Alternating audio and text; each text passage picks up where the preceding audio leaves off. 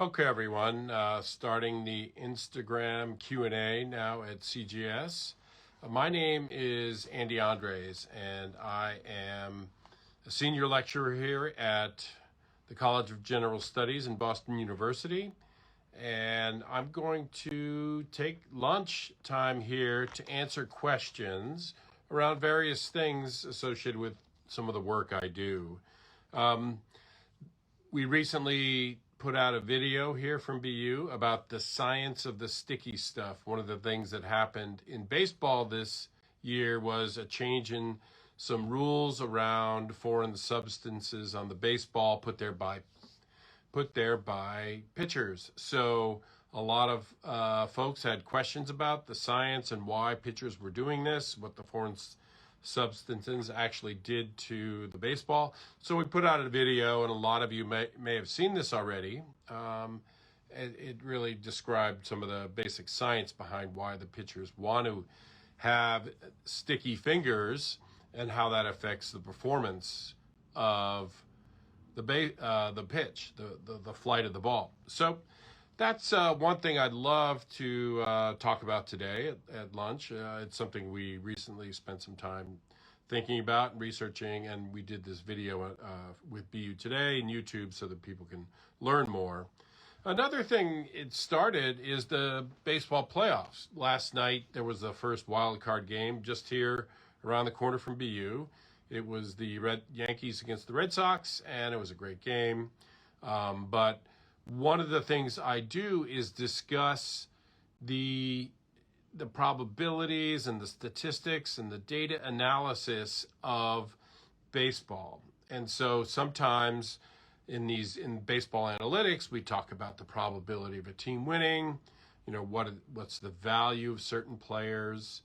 So that's a common discussion point in baseball analytics. So, for example, tonight there's a game, and there's various statistical models that look at who might win tonight's game. And it's not a guarantee. There's nothing that's 100% here. But when you look at the two teams, the Cardinals against the Dodgers tonight, most models lean towards the Dodgers. And one of the better models, one of the more commonly looked at models, says the Dodgers have a 2 in 3 chance of winning the game, about 60 to 70% chance of winning tonight's game because of the personnel, because of who they have on their team, and then who the Cardinals have and who's going to start the game and how that's going to go. So that's part of baseball analytics, and it's current right now. It's going on with the playoffs. So that's interesting to fans, is to better understand how some of this is done, and we can talk about that if you have questions about that. The first question, for example, very common question I've been getting the last few hours after the Red Sox won the game last night: what's the probability that the Red Sox are going to beat the Rays? And when you look at these models, they go anywhere from about 1 in 3 chance to about a 60% chance, which is about a 3 in 5 chance that the Red Sox are going to win. So they vary, and the models are all different, but generally, it's going to be an interesting series. The Rays are a great team, but the Red Sox are pretty good too. So it'll be fun to sort of look at the series and watch.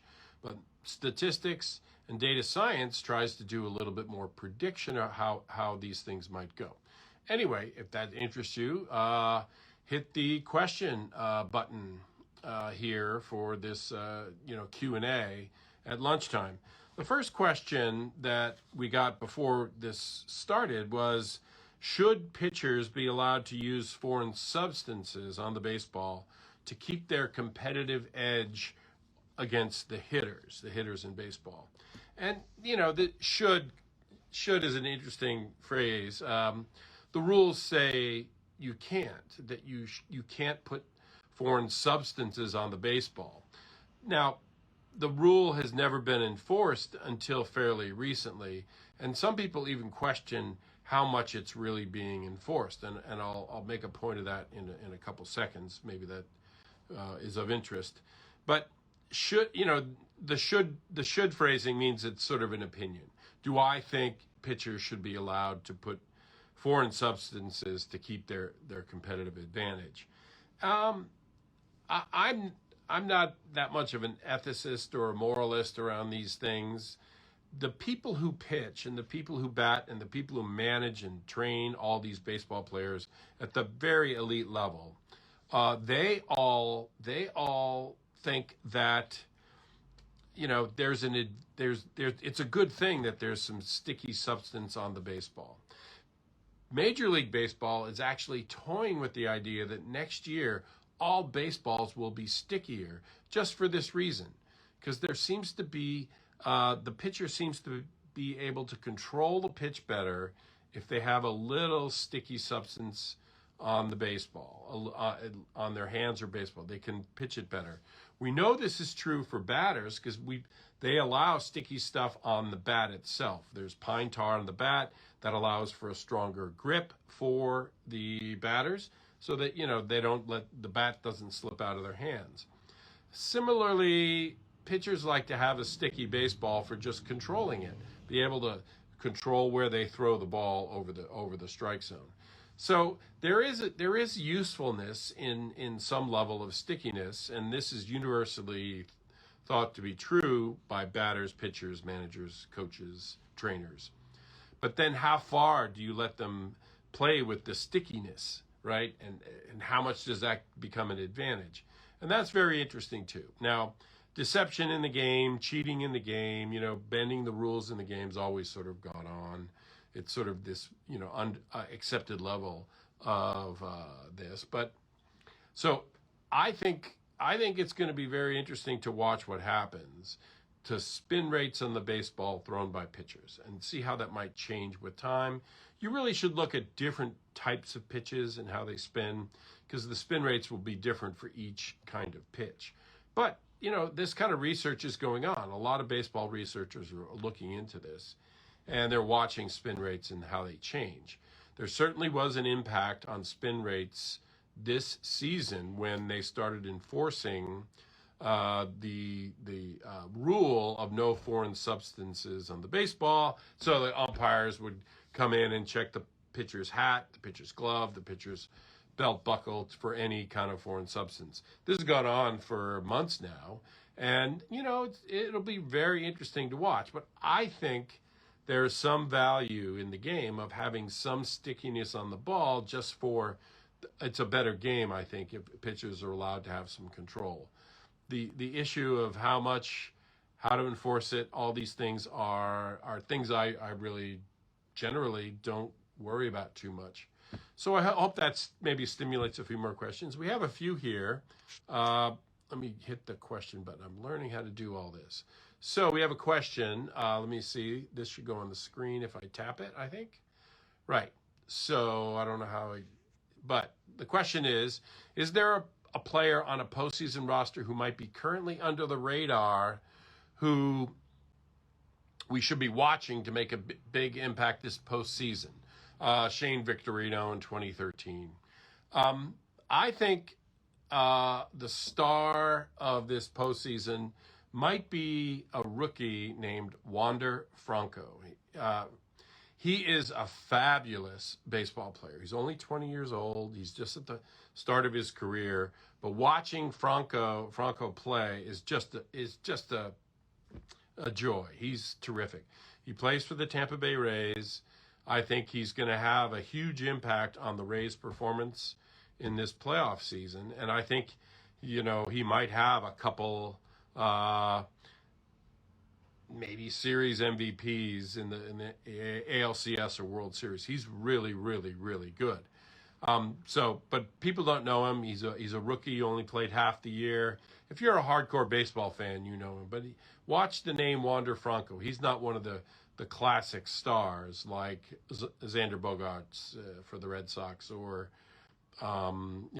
there's other big names in the playoffs like Max Scherzer for the Dodgers or Nolan Arenado for the Cardinals. So I like the idea that Wander Franco is going to have a very good playoff series this season. So I think there are others. Let me think around other clubs. I mean, on the White Sox, there's a name that I really like. His name is Lewis Robert. He's an outfielder for the White Sox, and he's just been getting. He had a very hot end of the season. He was very good near the end of the season. I think that might continue into the playoffs for him. He's a great player. It's fun to watch players like Lewis Robert, and I really hope he has a breakout playoffs just because I think he's a great player. So, other names for the Dodgers, they have so many stars in the Dodgers.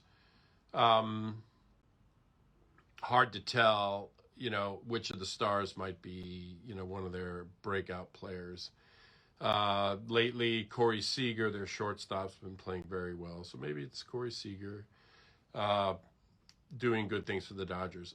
Bottom line, if you're a baseball fan, this is best time of year because everything is raised to another level. Very intense kind of, you know, games. People are really managing and using bullpens to their extreme. So just really fun to watch if you're a baseball fan. There's a lot of analytics really being put in play though in these series. And if you understand a little bit about that, analytics impacting the game, it really is influencing playoff series in particular. Teams spend a lot of time thinking about how to play that other team as best they can, putting the best pieces in place. In other words, what players should be in what positions, what pitchers should face the other team at certain times. It's very, very well thought out, and you'll see that play out. And a lot of times, fans don't like what they see in the game. There was some criticism last night and certainly last year about a manager taking out a pitcher who was pitching very well. So old school baseball was that you'd say, wow, this pitcher is pitching very well last night. It was Nathan Eovaldi. Last World Series, it was Blake Snell. And, the manager took them out for very good reasons. But the punditry, the writers and the fans really sometimes don't like the fact that these pitchers who are pitching so well are taken out. And so there was Twitter reaction about Eovaldi being taken out last night. Twitter and baseball fans blew up around Blake Snell being taken out last October in the World Series, but it actually was the right decision. Kevin Cash, the manager of the Tampa Bay Rays, made the right choice in taking out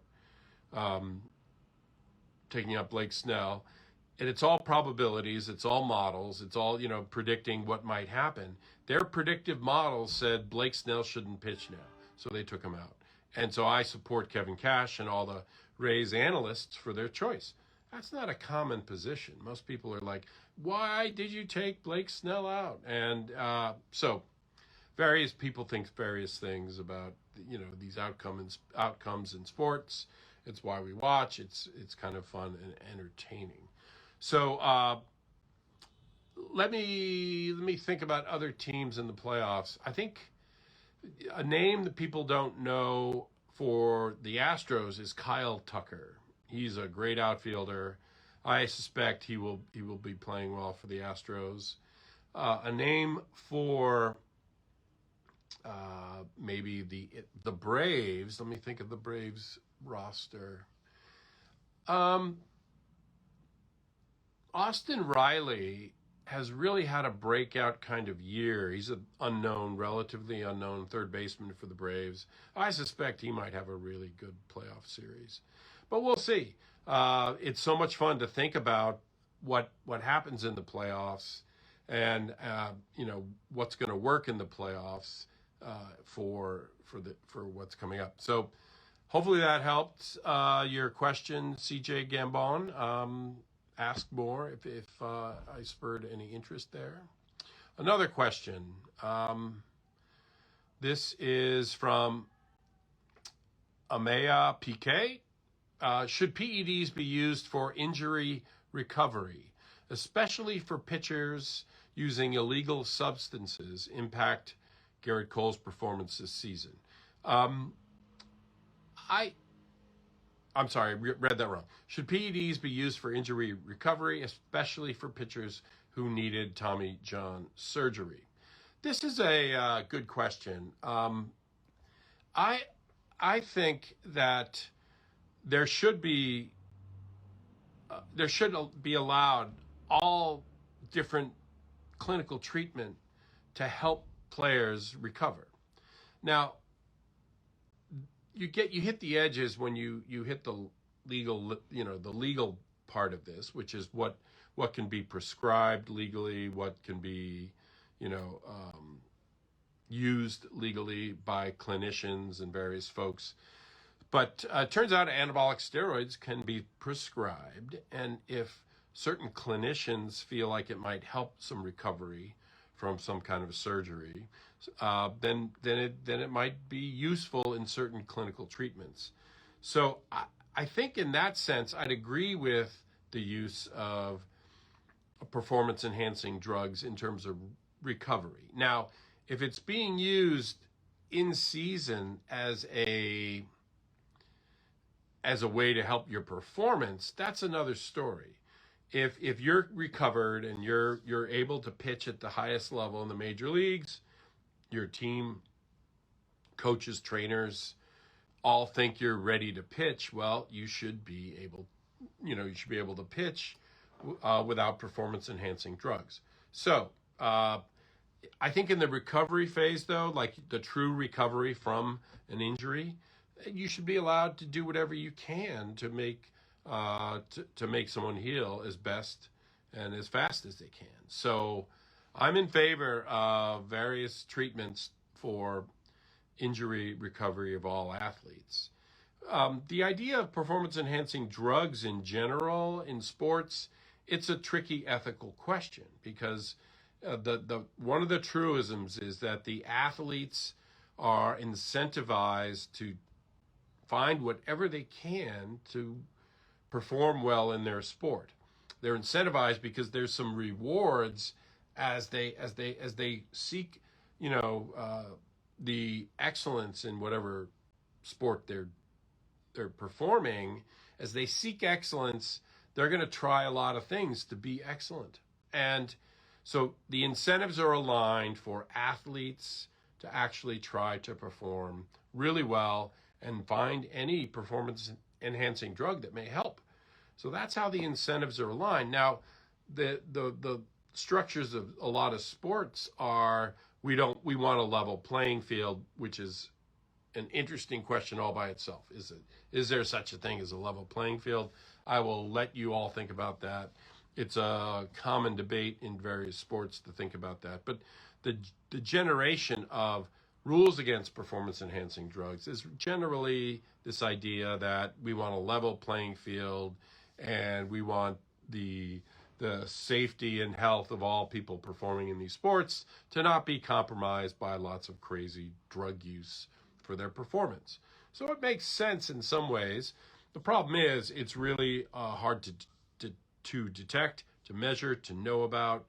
So there's this arms race between the testers who want to catch the athletes using PEDs, and then the incentives on the athlete side to find new and better and less detectable PEDs to improve their performance.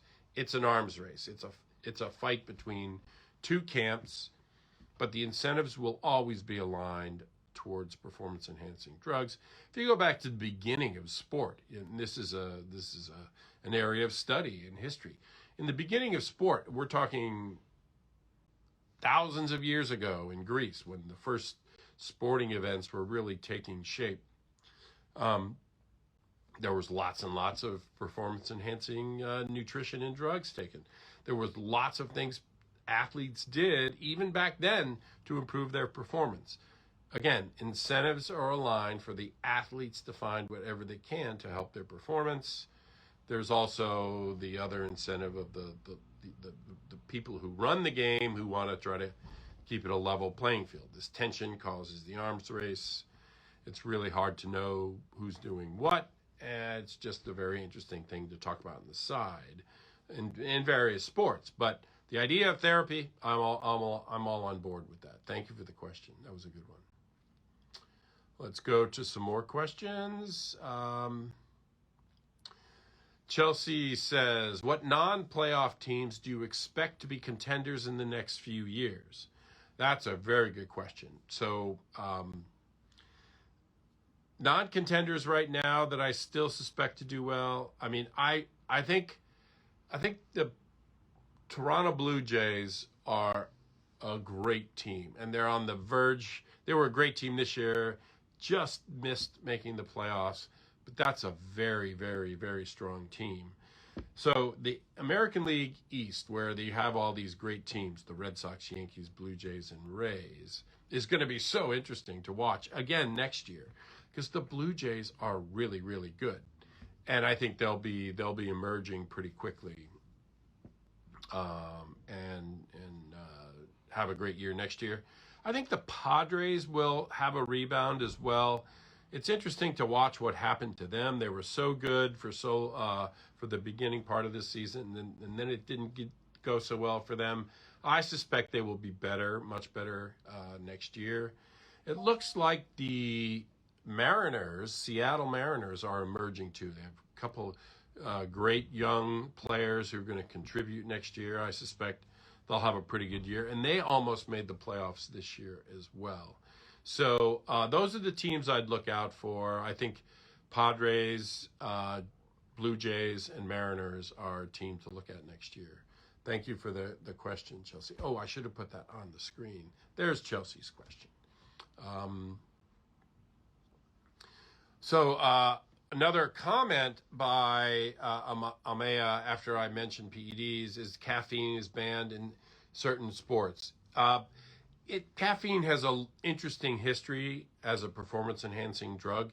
It is a performance-enhancing drug for certain sports. It just is, okay? And it's known.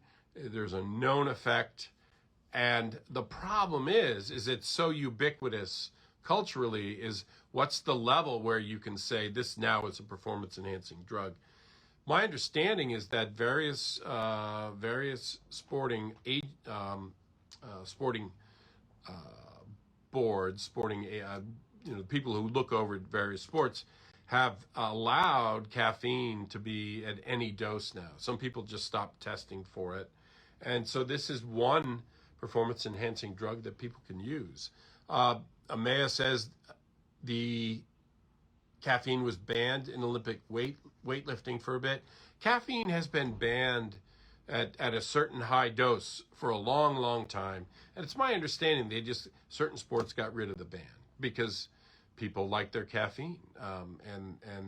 So certain sports, I'm sure, don't test for caffeine, but the Olympics used to, and then some people actually got in trouble for their caffeine levels in certain events in the Olympics in years past. So that was a great question. Let me scroll through the other comments here. Should professional baseball have a salary cap? They don't have a hard salary cap. They kind of have what some people call a soft salary cap. There are penalties in place if your payroll goes too high, where signing a player becomes kind of ridiculous. For example, the Red Sox were looking for they were looking to sign some relievers this offseason. One great reliever was out there named Craig Kimbrell, and he was looking for, let's call it a salary of $15 million or $18 million or something. If the Red Sox had signed him at the level they were at, it would have cost them something like $35 million. So the cost now of Kimbrell for certain teams isn't just his salary, it's all the penalties put on top of it. So you do hit this limit where teams really think twice. Is Craig Kimbrell worth the highest salary in the league if you fold in the penalties associated with his salary? Well, probably not, right? I mean, most teams would say, no, I don't want to pay $35 million for Craig Kimbrell. But that's sort of a soft cap now for teams to really be concerned with, because every time they sign a player, there's penalties. This all might change with this. They're going to change a lot of the rules this offseason because the players union and the owners are going to negotiate new format. So this rule might change, this soft cap. Maybe they'll add a hard cap, but I don't think so. The players certainly are not going to like a hard cap. They don't even like this soft cap. They'd much rather have teams like the Yankees and Dodgers and Red Sox and Cubs, who were very wealthy, to pay players a lot of money. That's the players' side view of things. And so we'll see. I don't think they need a hard salary cap. I think this soft salary cap kind of does the job already. So just because I haven't done it yet, I'm going to keep scrolling through comments to see if there's any more questions. I think we've hit all the questions in the comments for now.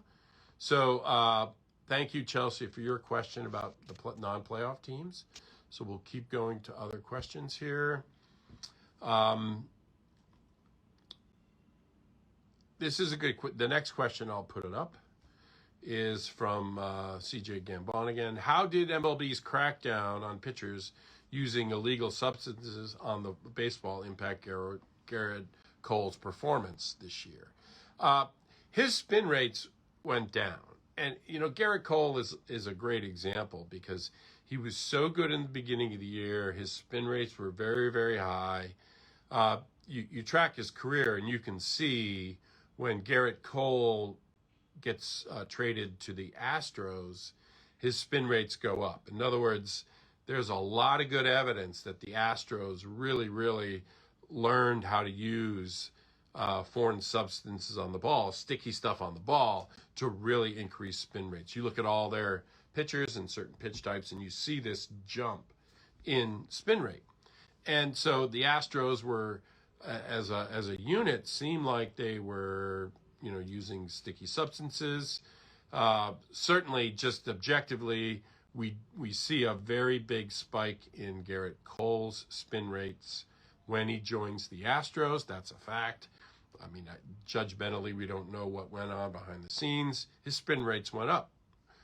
Somehow they went up. So now he went to the Yankees, and again, his spin rates were high until the middle of this year when the spin rates dropped.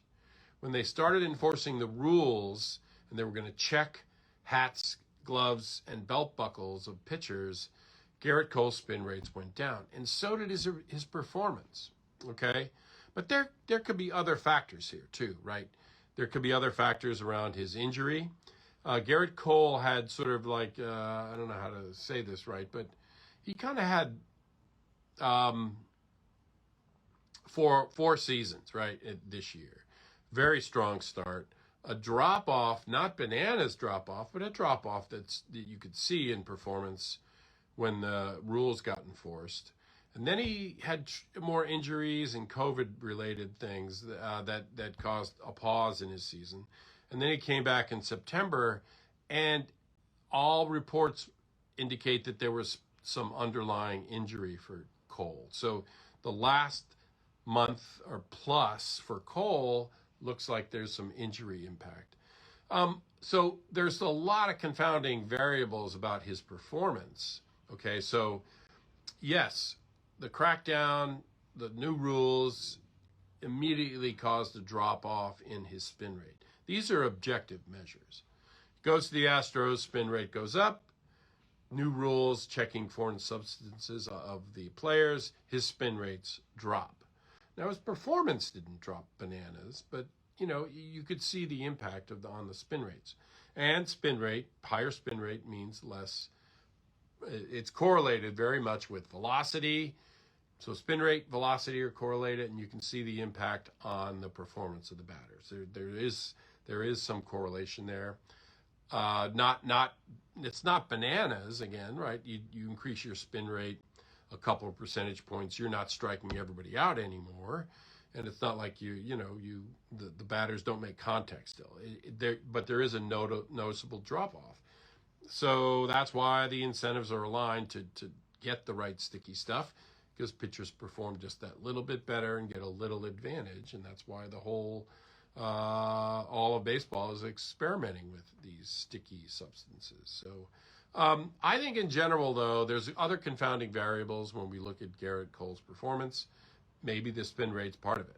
But a lot more research has to be done on spin rate and the impact on performance of batters and pitchers. Okay, we're at the very front of this, and there's a lot of stuff you have to model and put into these studies. But, it very likely could have impacted Garrett Cole's year this year. Thanks for the question.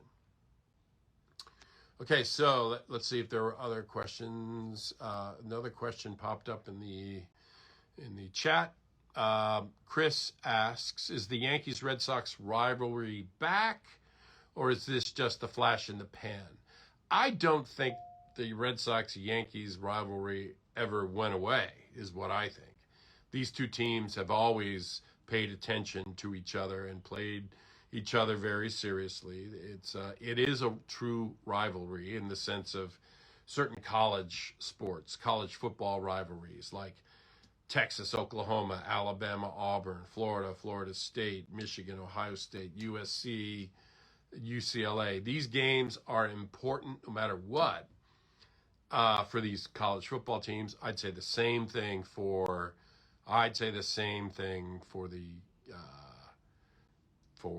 the Yankees-Red Sox rivalry. It's there. It's always been there. Now, when they meet in the playoffs, it always gets heightened and reported on.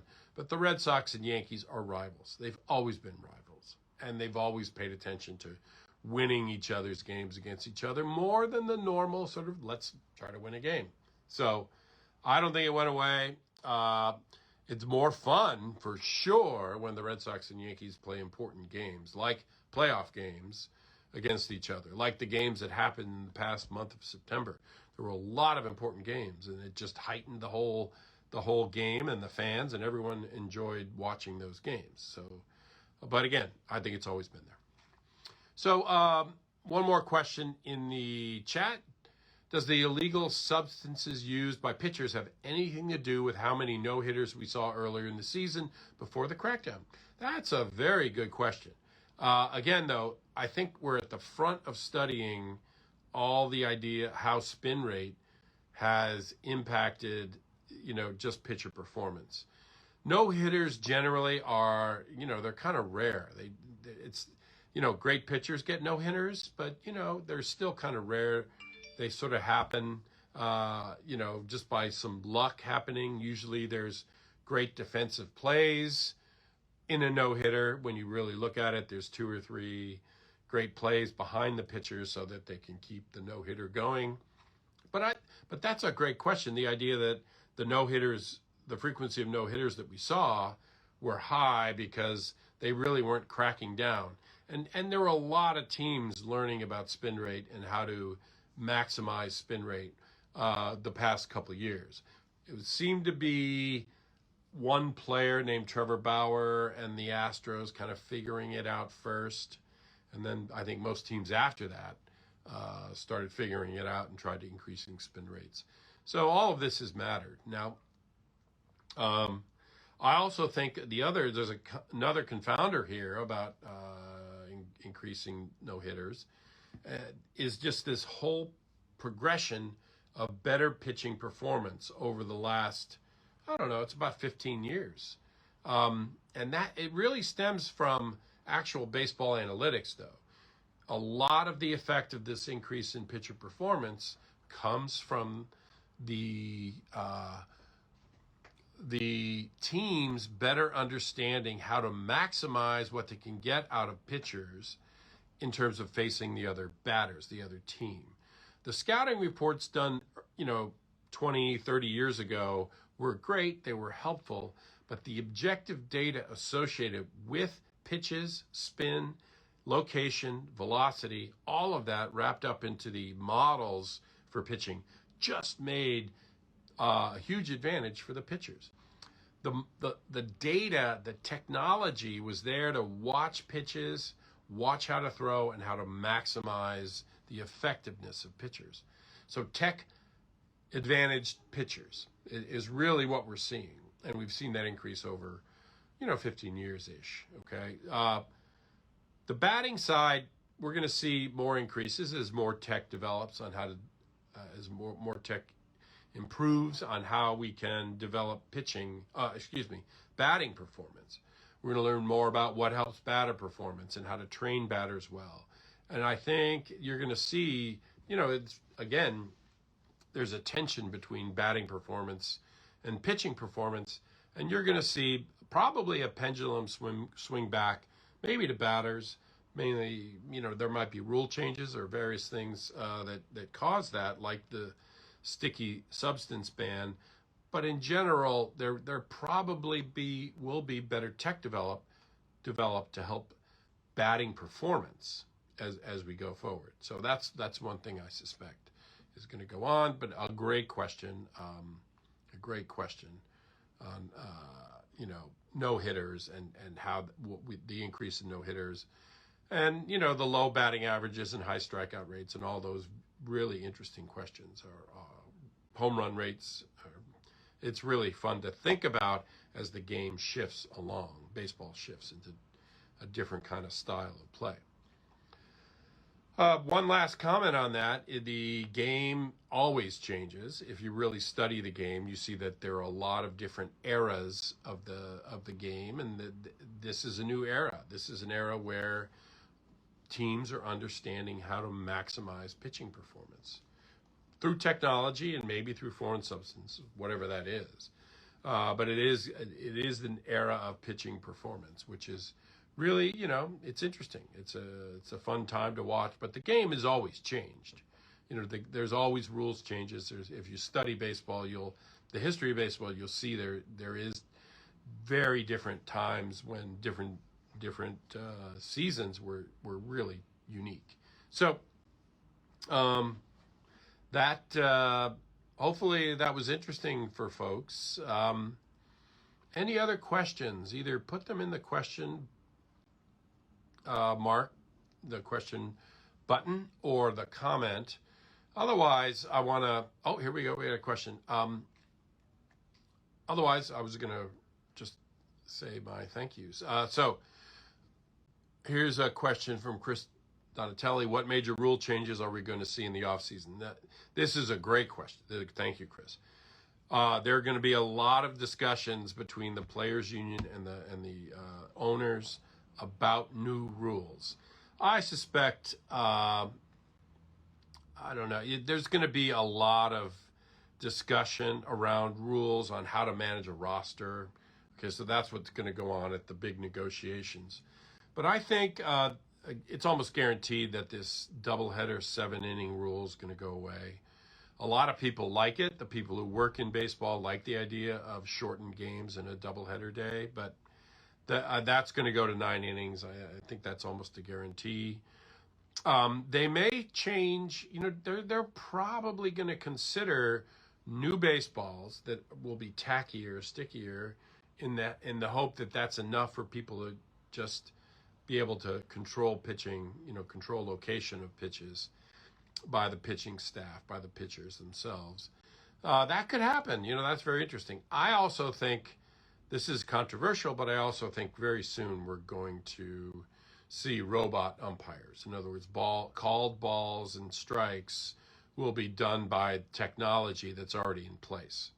If you watch baseball now, ESPN does this nice graphic that shows you the three-dimensional strike zone and shows you what every pitch, whether it hits the strike zone or not. And this is very precise. This is not just estimates. This is a very precise look at the pitch flight. In other words, the trajectory of the pitch. And you can really set that to each strike zone for each batter, and you really can call balls and strikes very, very well. You can call balls and strikes much better than an umpire. Some people like the nostalgia of an umpire making mistakes. I think another argument is, if you have the tech, why would you ever want mistakes in the game? Okay, so I suspect that the argument's going to start tilting towards the umpires the umpires will be calling other parts of the game, but called balls and strikes will be taken away, and technology will do that. if you think about it, tennis, I think the U.S. Open in tennis is fully robotic. There are no lines people judging whether a ball hit a line. In tennis, there's umpires, there's judges that used to watch where the ball is in or out. And there's famous errors in this and how, the lines people made mistakes. There's famous errors in umpires calling balls and strikes, especially with tech. We see it very clearly. I think in general, the pressure is too strong to not go to robot umpires, not go to the tech calling balls and strikes. And just like tennis, I think tennis is, before you know it, there'll be no lines people in tennis except at the very lower levels where you don't have the tech to be able to call it precisely. U.S. Open, which is a very big tournament, I'm pretty sure they've got no lines people anymore, which is very fascinating. I think the pressure's on, and I think that's coming within a year or two. I think you're going to see real pressure. The other thing that might happen is new enforcement on the clock, the time of the pitching.